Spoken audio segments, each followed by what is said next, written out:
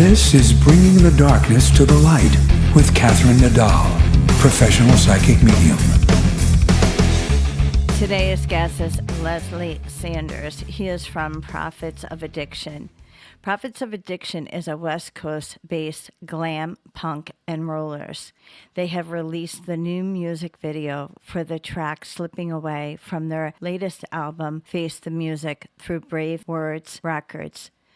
Speaking about the new single, Slipping Away, the lead singer, Lesli Sanders, said, "This is one of the most important songs that I have ever written lyrically. This is a tribute to my dad, as I was by his side for the last year of his life every day as he battled cancer." Looking forward to speaking with Lesli. It's a pleasure to have you on. Hey, how are you doing? Thanks for having me. Good. How are you? It's so exciting to meet someone who's been in the business for a long time. You know, I looked back into a lot of the work that you've done. You've just been around for a while. So do you want to start out? You want to start out like revisiting, probably going back to, maybe 30 or 40 years ago. What do you think? Sure. All right, good. So how did you start out in the business? Well, I just started playing music, and at one point you get like, man, I want to be in a band, So that's kind of fun. I started like, well, I got to figure out how to write some songs. I better figure out how to play an instrument. So that's kind of what happened. And I started playing the bass, and like 8 months later, I got in a band. And my very first band, we were like one of the most popular bands in Seattle. Yeah, it's called Trap Alley, and bands like Mother Love Bone, House of Chains, and all that, they would open up for us, and we would pack the place. And it was funny back then. You could be a local band and pass out flyers at a place where people cruise or at the beach or whatever. Next thing you know, you'd have like 1,000 people at your show on the weekend just being a local band. Those days are long gone. Yes, it is. Yeah. When I was 19, we would draw all those people. When my nephew was 19, I went to his show one time. I'm like, man, where's all your friends? Where's everyone at? They're like, only people there were like my parents and stuff, which were his grandparents and his parents. And I'm like, oh yeah, I guess it's a little dead these days. Wow. So Seattle is where you grew up. You're from that area? Well, I grew up south of Seattle, but that's the big city. I was closer to Tacoma, but Puyallup, Washington, really. But so there's a lot of rock people that came out of this town and this area. That's where I grew up, yeah. Before I moved to Hollywood. Had other bands here. We did some good stuff, played big shows, had label interest. And then that broke up because of problems. And then I formed another band, and we moved to Queenie Blast Pop, and we moved to Hollywood and played there. And then that never happened, and the scene died. And so I just kind of kept plugging along and writing songs and doing what I did. I just kind of do it because I like to, I guess. As frustrating as it can be at times.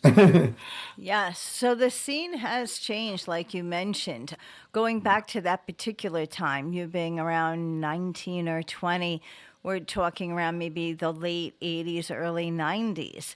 What were the influences? Like, what was your music? I know you've always been kind of on the punk side. Who were your influences? Was it the Ramones? What were you trying to emulate? I love the Ramones. I love Cheap Trick. I don't know. I kind of also like, from the time I was a little kid, I liked songwriting. And even then I would hear somebody like the Bee Gees and I'd be like, wow, those are good harmonies. Those are good songs, whether they didn't necessarily rock, so to speak. But I kind of got into the whole, I like these songs. And so then I got into like playing music where like it never really mattered to me like how many notes there was or how many parts of the song. It was just about telling the story and writing a cool song. I never cared if I played one note on bass the whole song. I didn't care, because as long as it's a good song. Some people, they don't want to do that. They're more concerned about themselves instead of the big picture of, hey, we're a band, we're a team. Let's win. It's not about being an individual player or something like that. So yeah, so like my band, like the Ramones, to me that they were real. And when something's real, I liked it. And the real, songs, and of course I like the New York Dolls and all these other things like that. Whatever was fun at the time, and I would go see bands at times, and it wasn't even really to see the bands, it's just to see the people that were at the shows. I'd be in the back hanging out, but That's so true, yeah. So I wanted to go back to that period of time because you said that you left that Seattle area and you went down to Hollywood. So who were you playing with, or what were your bands like then? Because there was a lot of bands playing around that time. So Well, we were kind of like a glammy punk band. I mean, basically, my songs are pretty much the same now as they were then. In reality, we were kind of like a glammy punk band, and that was coming to the end of that kind of stuff. And then at one point, our managers and stuff said to us, "Hey, that's when Green Day and stuff started getting all big." They said, "You guys basically sound like Green Day, but your name and your image, you got to change both of those." And, at one point, it's like, okay, whatever. And we did stuff. We went and recorded a record. The guys, Bill Stevenson from the Descendants, he produced it and stuff. And then something happened with that record label, and the record never came out. And we got all frustrated because we had already been together for years. And all of a sudden, now we did it. And when that happened, then everybody started getting frustrated. We started fighting, and then also that band broke up. yeah, so you're speaking about these bands. What were the names of the bands that you were? Well, that one was called Queenie Blast Pop, and that turned with the new singer that turned into the Distractions. Prior to that, it was called Talks Cheap, and that was up here in Seattle. And we had all kinds of labels and people interested in that, and we put out stuff. We had the number one song on the radio up here. Like we were number one. Soundgarden was number two. It just never went anywhere. When a lot of the labels would see us, they'd say, well, I mean, that time had already kind of went by for those bands. They'd always say, you're not going to be the first one we'll sign, but if somebody else like you gets signed and sells a bunch of records, you're going to be the next one to get signed. The scene was changing. So, back then we could have just put out our own stuff. We could have did our own thing. We could have toured. But back then it seemed like you just kind of sat there and waited like, oh, we're going to get a major deal.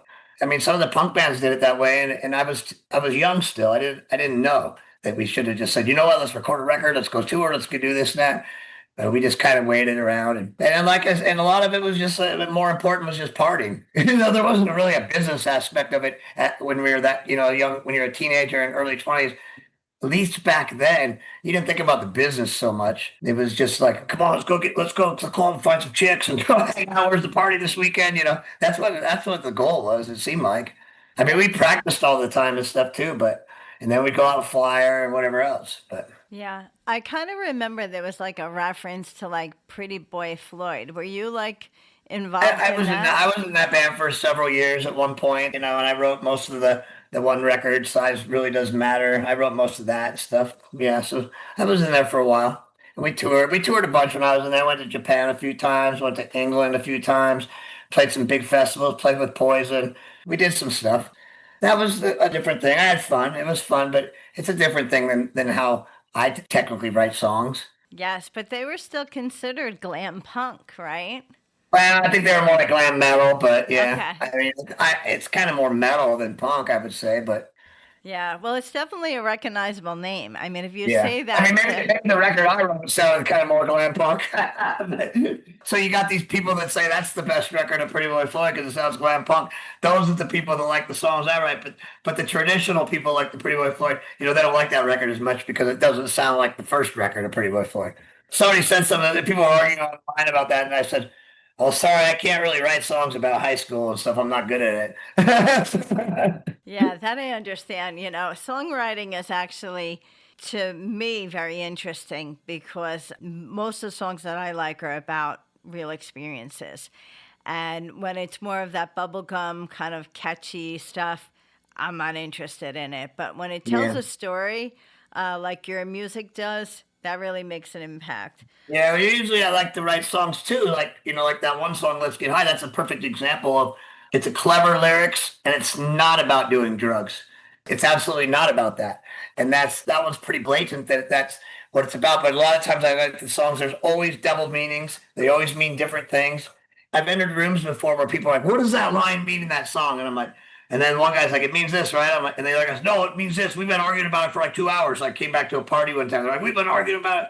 My answer was just, well, what does it mean to you? Because I know what I wanted it to mean, but I don't necessarily always write the song. Sometimes it's just some words to make you think about what it means, and it can mean different things to different people because it's not just black and white. Yes. Well, now you have me very curious because I've listened to Let's Get High several times, and it's Yes. it's really, I mean, once you listen to it, you're like, all right, I have to play it again. I have to play it again. There's like a little bit of an addictive feeling to listening to that song.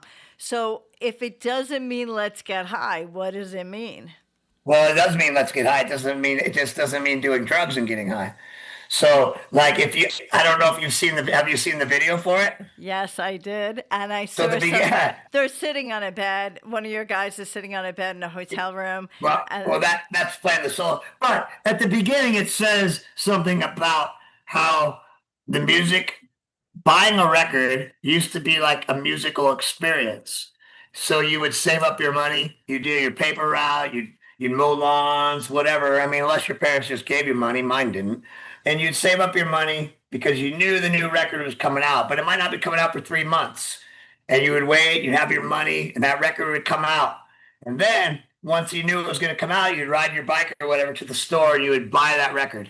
You would come back into your house, you would unwrap it, you would sit on your bed, you would read it and stuff. It was a whole music experience. It wasn't just instantly on the internet, push a button, there's this song. So then you'd read the lyrics, you'd put it on, and you would be so excited to get back from the store and hear that. And that was the Let's Get High. That's why it says drop the needle down, almost referring to a drug reference, but it says let's get high. It's talking about dropping the needle down on the record itself. So if you read the lyrics, it's just kind of a clever twist on those lyrics. You Well, know, you definitely got me on that one because I was like, oh wow, yeah, that's really great. Yeah, when you talk about that, about going to the record store, buying the album, I can still see myself with certain albums in my hand before the cellophane was even removed.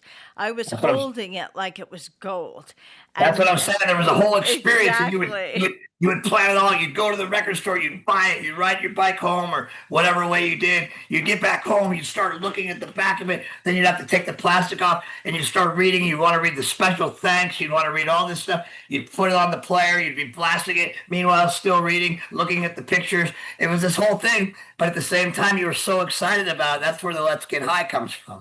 It was a situation that was created by that, and that is lacking now with music, and that could possibly be one of the reasons that it's not quite as a cultural of a thing anymore. It was a whole experience back then. Now it's just like, oh, let me just push this one button and watch any song or any video I can. Everything's so instant gratification. That, like I said, that could have been months of planning and preparation for that new record. The new Ozzy record's coming. I got to save money. It's going to be $10. I got to come up with this money because it's coming out on June, whatever. And that's kind of what the song was about.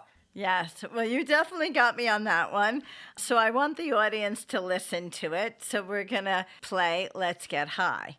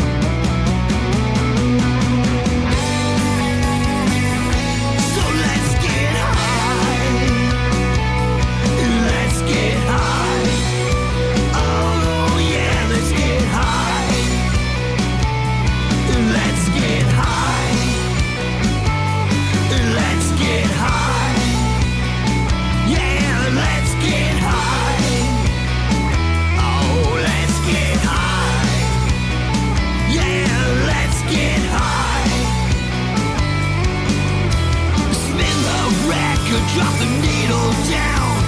Let's get high. Let's get high. Get high. Get high. Get high.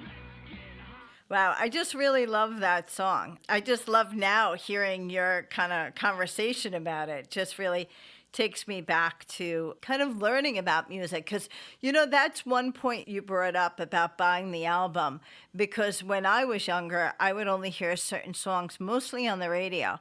They wouldn't necessarily play the other songs that you didn't really hear about. Ozzy's a good example of that. You know, you would get an Ozzy album and then you would be like, oh, wow, where's this one on that one? And, you know, he had some songs there that I would describe as obscure songs because they weren't radio played. But once you got the album, you knew the songs, you know? So that was really, that's great. One of the most ironic things about this all is one of the times that I particularly remember this happening was when the Ultimate Sin record was going to come out, right? So this is way back. I was in high school. And that's why at one point I say to myself, you know what, this is cool. Because the guy who produced the new record and who's on it and who's produced all my records is Phil Soussan, the bass player on the Ultimate Sin record, who wrote Shot in the Dark. And so it kind of came full circle here. You know, the song's about this guy's on this record. I had no idea I would ever know this guy. He was on my wall, you know. And then now I've known him for 30 years and been friends with him, and he produces most of my stuff. And I told him, I go, yeah, this song is kind of about buying that Shot in the Dark. So I still have that record, and it's in perfect condition. I hear it's kind of hard to find because they never repressed that record. Wow. You know, you're absolutely right. I actually had heard that about Phil, and I looked up an interview. He's a songwriter, a producer. He's known for his work on that album with Ozzy, Shot in the Dark. He actually did your fourth album, which is Face the Music. So this is really your fourth album. So yeah, well, he's did all of them actually. Some part of play. All of them. Okay. He's played some part. He hasn't always did the whole thing. He's either mixed it. He's either did that. He did another record I did before that. But I've known him for years, so that's kind of cool. And you know, sometimes you got to say to yourself, like on our second record, you know, CC DeVille came in and played a solo, and I was sitting there with them, and I'm like sitting there, and we're talking, and they're talking about things that happened with Poison, and Phil's talking about Ozzy, and I'm like, man, I'm having my own behind the music little thing right now. And then I said to him, hey guys, you know, I didn't want to sound like a dork or nothing, but hey guys, I just want to tell you, I really appreciate this. This is really cool because when I was sitting in my bedroom when I was like 16 or something, and you guys were both on my wall, I never imagined that I'd be sitting in the studio with you guys working on my songs. So that was pretty cool. It's very surreal. Yes, very surreal. Yeah. So with Cece, did you tell him about your work, about touring with the bands of the time, like being with Pretty Boy Floyd? Yeah, well, he already knew that, you know. So I hadn't met him for many years, and so at one point I just, you know, asked, hey, could you play solo on this new record? You know, it was our second record, and I just asked him. He's like, yeah, no problem. He just came up. I said, you want me to give you some money? He's like, no. So that was cool. He's like, just stay sober. I said, okay. All right, cool. So if we do bring up Hollywood, is that a reference to you moving to that area, or is that a reference to your life experience in Hollywood? It's just more of a life experience of being in Hollywood. It's just a story. So can you tell me a little bit about that song? We're going to play it for the audience. It just talks about, like, the first line is, walking the streets, I call my observatory. That's the first lines. Underneath the neon lights, so, you know, and then I wish it rained. Sometimes it's more down on Hollywood Boulevard. I've been through hell in the city of angels in Hollywood Boulevard. You know, it's like that.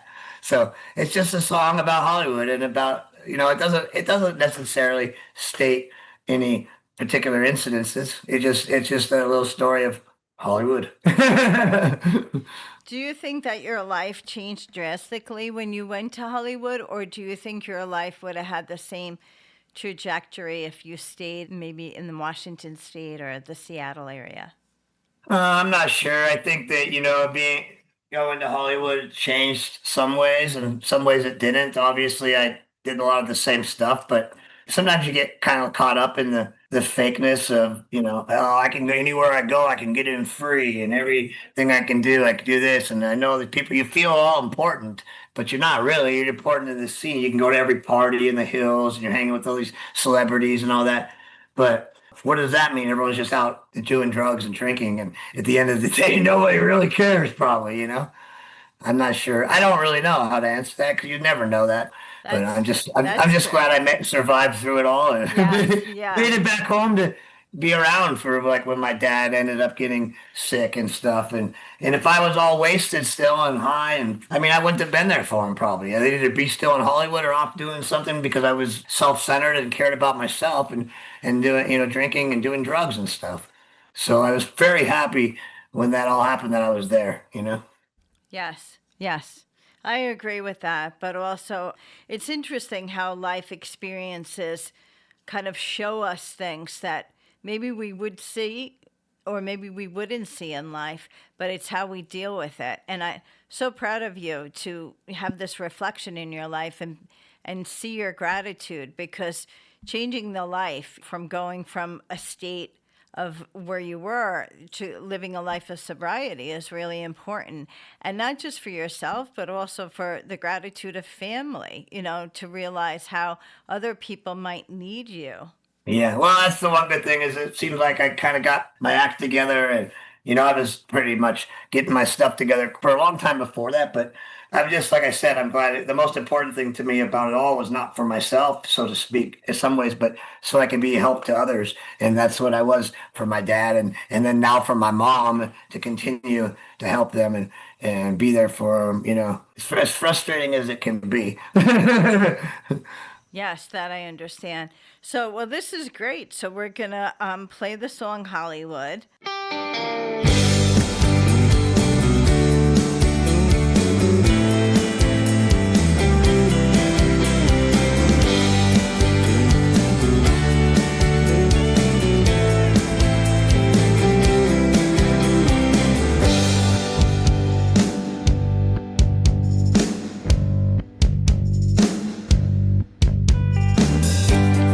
Walking the streets I call my observatory. It's underneath the neon lights of Hollywood Boulevard. I walk over stars that came before me. Sometimes it rains, but I wish it was more. Down on Hollywood Boulevard, city of angels, a lot of demons out here. Oh yeah, I've been through hell in the city of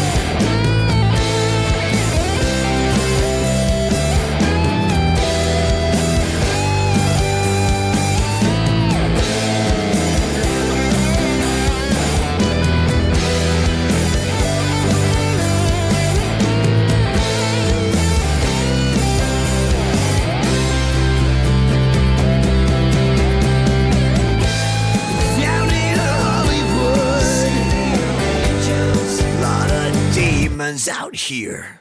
I've been through hell in the city of angels, right here on Hollywood Boulevard.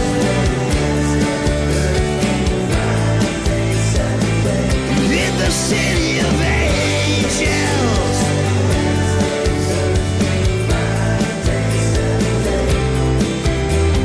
Monday, Tuesday, Wednesday, Thursday, Friday, Saturday, and Sunday.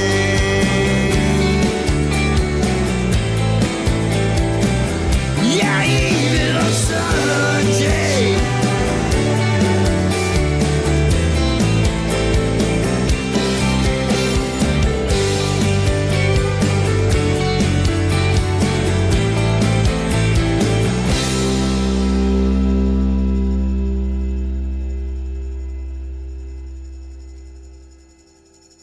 Yeah, it's so interesting when I think back to what you were saying earlier about music and about writing music. Can you introduce me to the members that are in the band now?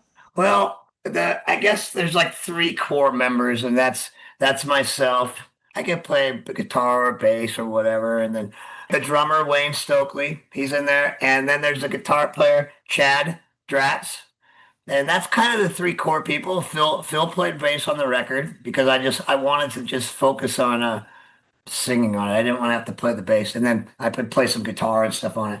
So as of right now, there's basically just three of us, and then when we have to tour or something, we'll find the other people. I have some people that we can use if we're going to do that. Now that just depends if we're going to play shows or not. We're not going to go just play shows and play shows, and has to be all really good and has to be something cool. Otherwise, I could just go race my BMX bike. I've been racing BMX bikes all over. I go over the country, and that's nice too because it's just me. I can go out, I fly on the airplane, get on my bikes, go race the track. I leave when I want, go where I want, go eat where I want, do what I want. I'm having a lot of fun. So basically what happened is I raced BMX bikes from the time of 1980. I was 12 years old, and I stopped racing BMX about 85, 86, because about right then was when I decided I'm growing my hair. I'm going to be in a band. I'm going to do that. That's when I started playing music.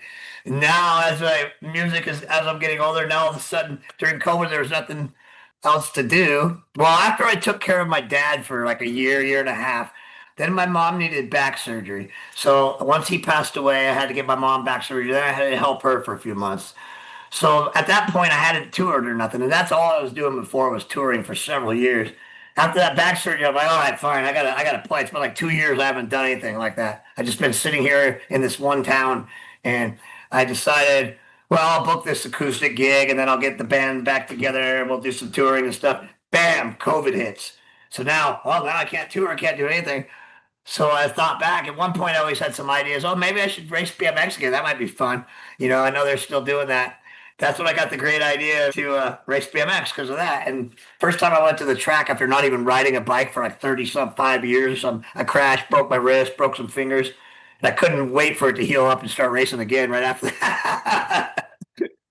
Wow, that is very painful. I broke a wrist too, and I was on a skateboard, and that to me, pain. That was the It worst still pain. bugs me. Oh, yeah, it's It's all incredible. stiff because I broke it all old. It was like, 4 or 5 years ago or something now. Yes, me as well. So I broke mine in 2021. Oh, so you're on a skateboard in 2021? Yes, yes, I know. And I It sure really, hurts hard. It sure hurts a lot more when we crash when we're this age than when we were a kid. exactly. But your fan base really does follow you because I was watching a lot of the videos and reading a lot of the comments. And I have Uh, to say, like, if there was 40 comments, 20 of them were talking about BMX. I'm like, what are they talking about? What are they well, talking part about? part of that is that the whole BMX community is very supportive, and they all know I play music and all that. So I go all over the country and race, like kind of a nationally racing rider. So I was telling the drummer one day, I'm like, every time I post something about the band or something, there's way more people from the BMX community that comment and seem to appreciate it than other people in bands and other people like that. So, it's like they don't want to comment. They want people to comment on their band, so they're real sport. And a lot of those people, because BMX was that alternative sport, people my age, they're all like, yeah, I play guitar too. I play drums too. I wanted to be in a band. Like one guy who ended up being a very successful pro, he's quite younger than me. He's probably about 45 now, so he's like at least 10 years younger than me. And he said, yeah, back in the day, he ended up being a very successful pro BMXer because, yeah, back in the day, I wanted to be a bass player in a punk band, a touring punk band, or a professional BMXer, and I ended up being the professional BMXer. Wow. So how fast did you take the levels? Because you said that you're doing it nationally now. So Well, I used to race. And now now I'm in the expert class. I'm as high up as I can be in my class. And last year I got number 12 in the country in 56 and over expert. And the year before I was at number 12 in the country. I got to get better than 12 this year. So I'm doing good. I'm training like crazy. There was a legend of BMX back in the days named Pistol Pete Lonkarovich, and he's training me now. He's like one of the greatest of all time. So it's like essentially like if I played basketball, getting trained by Michael Jordan or something, that's very impressive. And the one good thing about this sport is I'll be there sometimes, and literally there'll be 3 generations racing. There'll be like the father, the son, and the grandson. So you got a little kid like 6 years old, he's racing. You got the dad that's like 30, he's racing, and then you got the grandpa who's like 60 that's racing, and they all race in their own classes. But there's very few sports where you can all go to the same event and compete like that. Wow, it's amazing. This song called "I Want You to Know." Tell me a bit about that. Well, that song was we had some music for it. A lot of times I'll have some music ideas or whatever, and there's no lyrics yet. Well, we had a friend named Dave Cruz, and he just suddenly passed away. So I needed to write some lyrics. That's what it was. I wrote the lyrics basically to him. That's what it says. Nothing real fancy about it, just kind of the truth, So who was Dave to you? Was he a He was one of our musician? good friends, one of me and the guitar player's good friends we had in Hollywood. He lived a building over than where we lived, and we hung out all the time. And then him and then Chad ended up being roommates with him when he moved to a house out in the valley, and they were friends always. And so was I. When I'd come back down from the Northwest area to go to LA, play shows, I'd always stay at his house, or the band would stay at his house, or whatever. He was just a big fan of music, and he would play music himself, and just a good guy. I don't know, he just suddenly passed away, or he kind of went into like a coma or something. And at one point, he was just not going to get better, so his family decided they had let him go. I just figured, hey, I got this song, and he's my friend, and we all missed him, and I was just like, well, I'm going to make this song about like a little tribute for him. That's what that one was. That's lovely. So he was probably a young man, right? Well, he's a little bit younger than me, and he died a few years ago. So he shouldn't have just died. He shouldn't have died at that age. No. Wow. Well, thank you for sharing that and dedicating to Yeah. your friend. So we're going to play "I Want You to Know."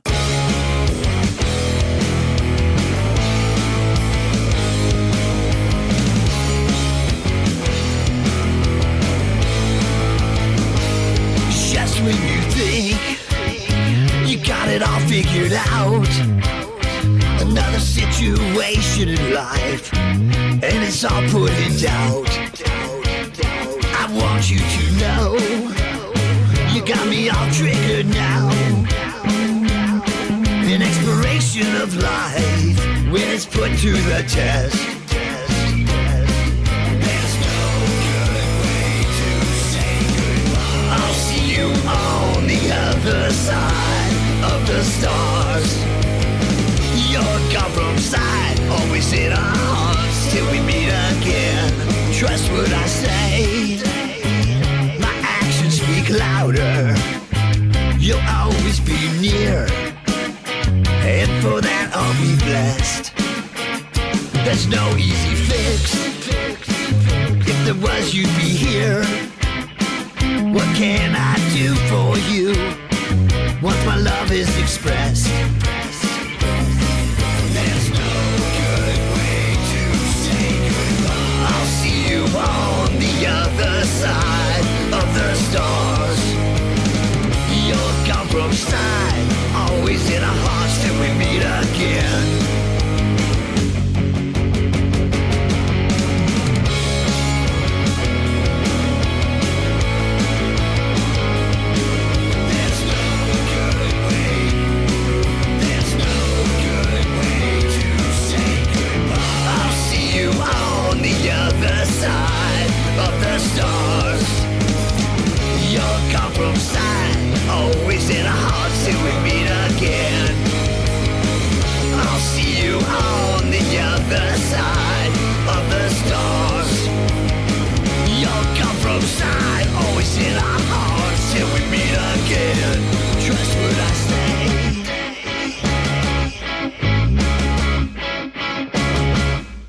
So you have just so much music on this album. It's great. I wanted to bring up Face the Music being the title of the album.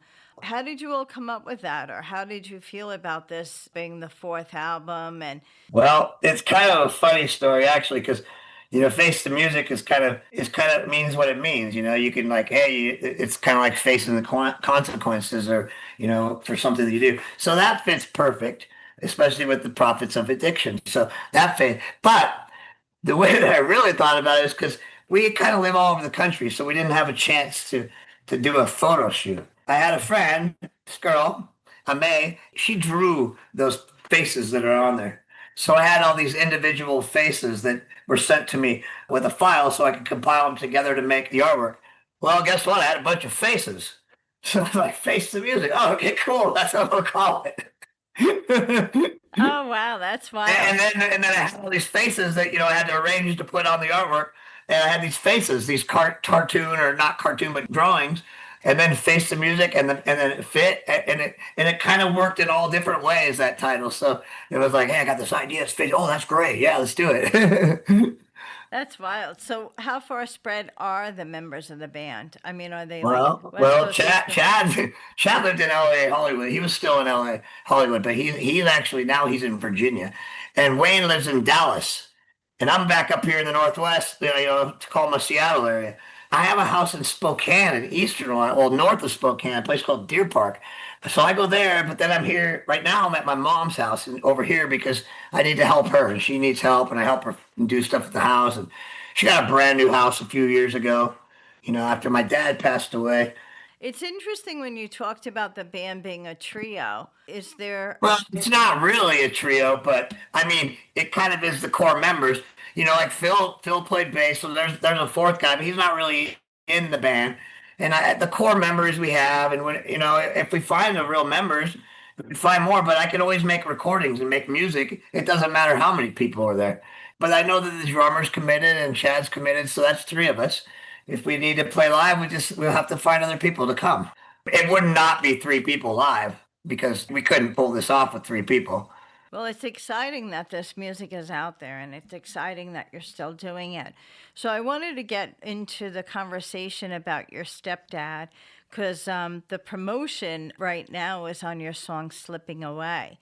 So I know that song is dedicated to your stepdad. Tell me a bit about this, your relationship, and just the idea that you were able to kind of dedicate the song to him, but also go through the actual natural experience of taking care of him. We weren't real close when I was younger because I was doing my thing and he was doing his thing, and it seemed like all he wanted to do was yell at me. The only time he talked to me, he was busy. He ran a business, and then I moved off to Hollywood and all that. But anyways, when I came back, suddenly we started getting closer. He would go to these, my mom would call it the geezer meeting. All the old guys were old truck drivers and stuff. They'd all meet at the restaurant. They'd all hang out. They'd tell the same story, like, something that happened in the 70s. Hey, remember that job we were on?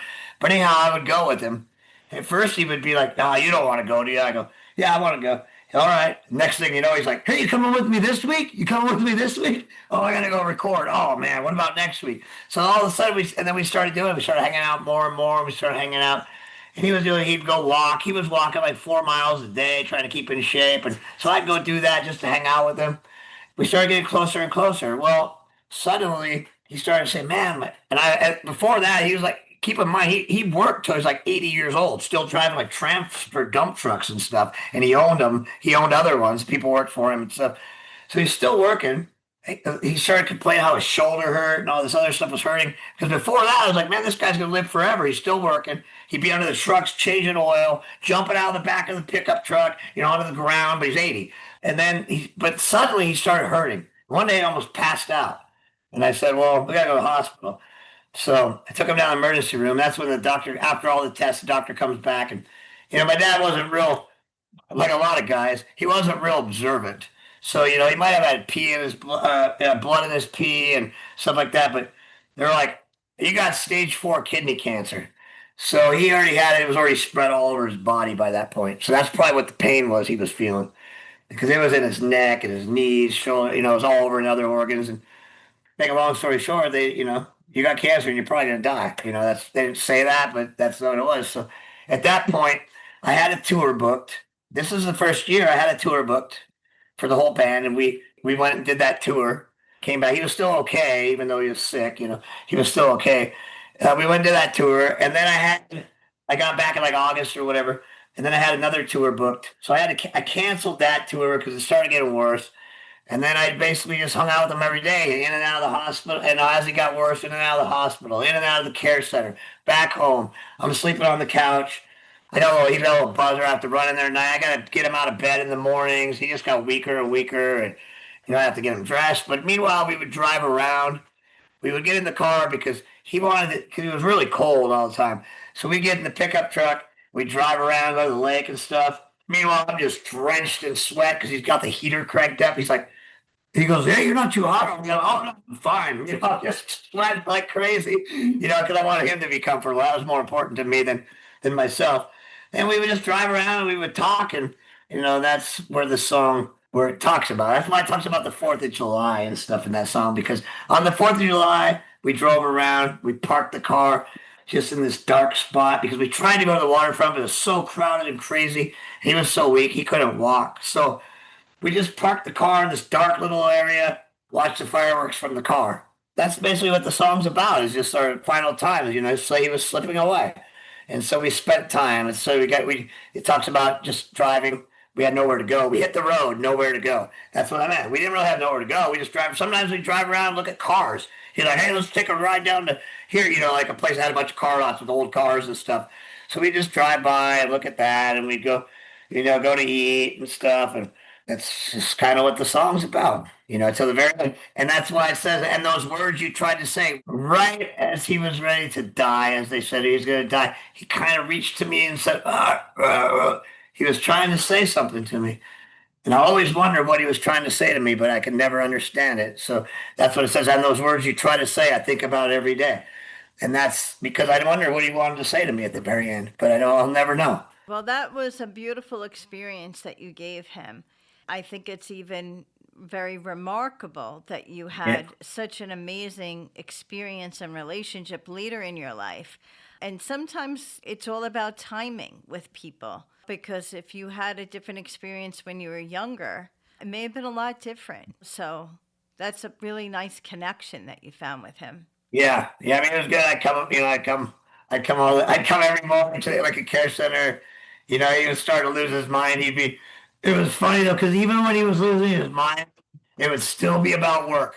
I came in the care center one morning. He's like, "Les, I'm in big trouble." I'm like, "What do you mean you're in big trouble?" I dropped a whole load of gravel on South Tacoma Way. I'm like, like he thought he dropped it out in the truck. I'm in big trouble. I'm like, "Well, you don't really, you don't work anymore. Remember, you only got one driver left, Russell. And, remember you stopped last year?" He's like, "Oh, yeah, I guess you're right." I go, "You're probably having a dream." "Oh, yeah, I guess so." He's starting to mad. But every time something like that happened, it was always about one time in the care center, the lady's like, he's like, "I gotta go. I gotta get out of here." The lady's like, "Oh, where are you going?" He's like, "I gotta go to work." And she's like, "No, you don't need to go to work. You don't work. You got oh, that's easy for you to say. You're not the one that's going to get fired." Yes. So that's just a funny story, while he was, kind of out of his mind, but it was funny. He got work, like I said, he worked till he was 80 still. He was still working. The only reason he quit was because he was starting to think he couldn't see very good. Wow. Well, thank you so much for sharing that. And what we're going to do is we're going to roll out the interview with that song for him called Slipping Away. I just want to take this opportunity for you to plug social media, tell us more about Prophets of Addiction. Do you have any upcoming dates or when? No, we don't have no show. We had something and we thought, for UK, and they didn't follow through with what they said, and so we're looking for some shows. We're looking for like a small tour. We're looking for something good. We don't want to go out anymore. And like I mentioned before, I can just race my BMX bike, and have fun. So we're looking for something cool, and hopefully, we can find something. We're looking, and it just depends what we find. That's kind of how that is. Otherwise, I'll just keep recording songs and just doing that. All right, good. And your social media for the band? You mean like the websites and stuff? Well, yeah. Are you on Well, we have a Instagram? website that has merchandise. That's prophetsofaddiction.com. And then the Facebook, you would just put Prophets of Addiction. Same with all the other things. Okay, great. Well, thank you so much. It's been a pleasure to talk with you. Looking forward to hearing more about Prophets of Addiction. Thank you again. Thank you. We're going to roll out with Slipping Away.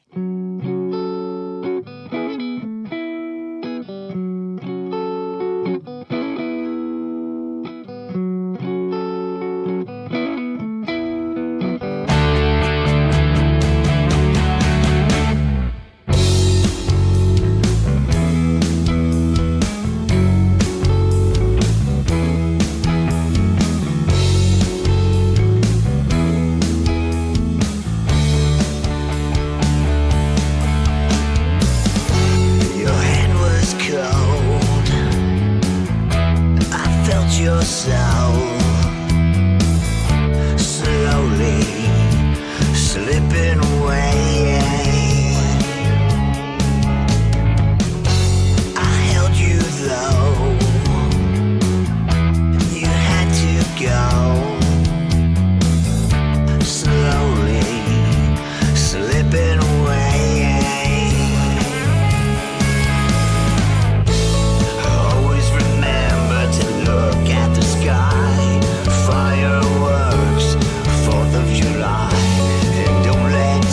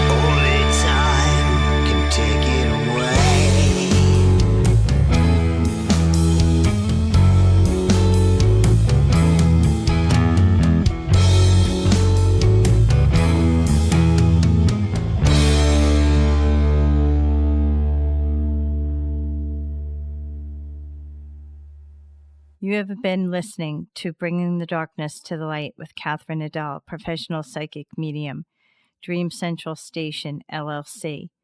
My audio editor is Al Hemberger at the Loft Recording Studios in Bronxville, New York.